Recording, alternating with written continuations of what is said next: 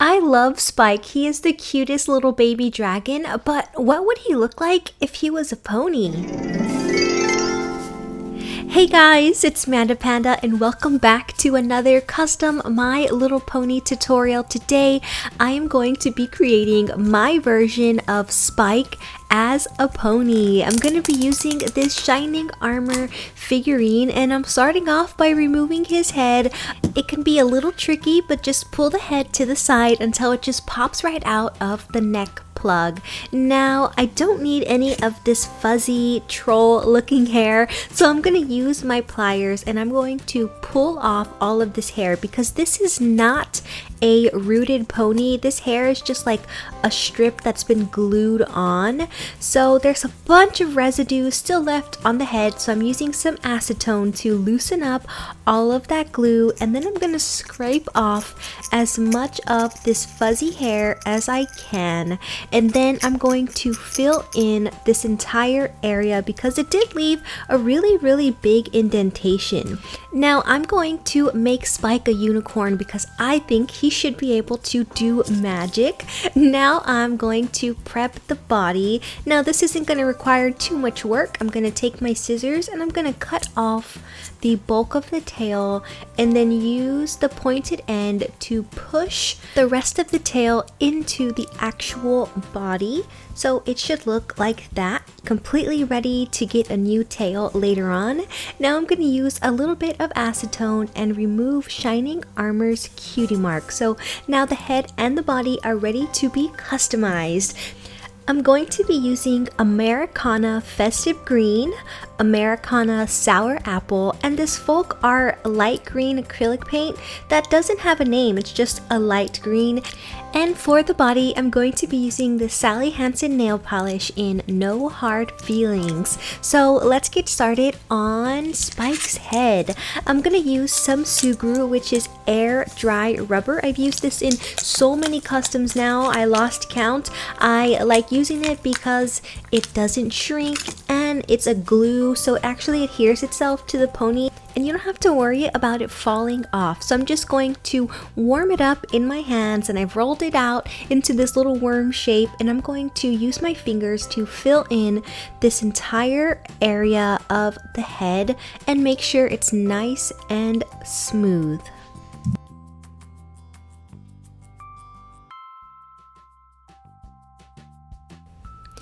And that looks so good. Now, while the Sugru is still soft, I'm going to add these little strips on the top of the head to make it look like Spike's hair instead of giving him like actual rooted hair. And I'm gonna put 5 pieces of hair on his head and I've let them set. They are completely hard. Now it's time to start painting, but before I do, I'm taking a little bit of acetone and I am removing the bulk of the eyes because it's kind of hard to cover black with white and it'll just make it easier later on. I'm gonna kind of mount the head on the end of my pliers because it makes it really easy to paint the entire thing without smudging it with your fingers.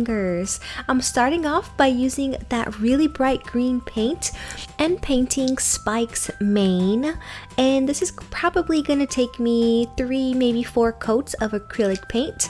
And now I'm going to switch over to the nail polish and completely paint the head purple, and I am not painting the eyes. I kind of like to save the original eyes so that way I have a really good placement for the new ones later on.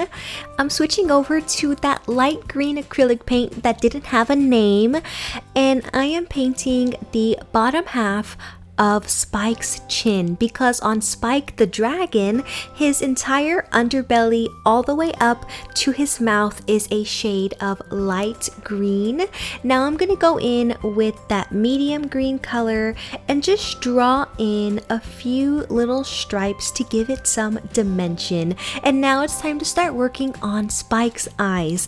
I am using some white acrylic paint and I am drawing out the new shape of the eye. I'm switching over to that bright green, the same one I used for his hair, and I'm going to paint in the eye. And now I'm going to go in with those other 2 shades of green just to give the eye a little bit of dimension, give it like a little bit of an ombre effect, going in with some black. And then lastly, I will put one light reflection in Spike's eye. So the head is completely done. I'm going to give it a coat of clear nail polish to seal all of my work in, and while that's drying, I'm going to start working on Spike's body. I'm going to take the end of a paintbrush and put it directly inside of the tail hole. This just gives me a lot of direction and movement and allows me to paint the entire body without smudging it with my fingers, which I've done before. And it really sucks because then you have to go back and fix your paint job. So I gave the entire body 2 coats of that purple nail polish, and I'm switching again back to that light green that didn't have a name, and I'm painting the chest and the underbelly of the pony. And I'm going to bring this light green area all the way to the tail hole. Now, when it comes to the stripes that I put on the head, I want to make the stripes on the body a little different. I want to give them some dimension, make them look 3D. So I have this special tip for the end of a bottle of acrylic paint, and it basically transforms the acrylic paint into like a pen sort of. So you can see that the tip is very fine. And now I can write with it. You see that? So I like the fact that it's going to give me like a 3D line. So I'm going to go in and draw on some stripes and then let them completely dry.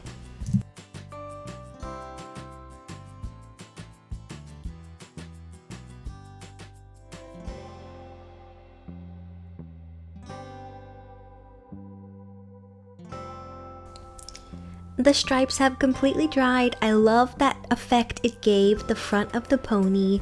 Now I'm gonna go in with that medium green and just kind of paint a few of the stripes here and there to give the chest and underbelly a lot of dimension.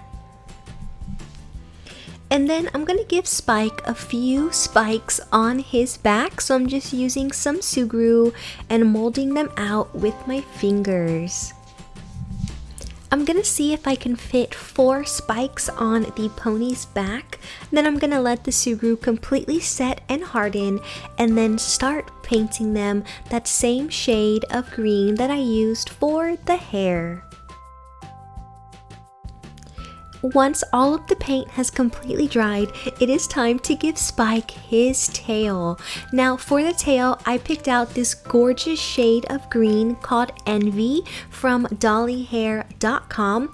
I'm going to take a bunch of hair and cut it down to 1/4 the original length, and then I'm going to use a twist tie, and very, very tightly I'm going to twist tie all of this hair together.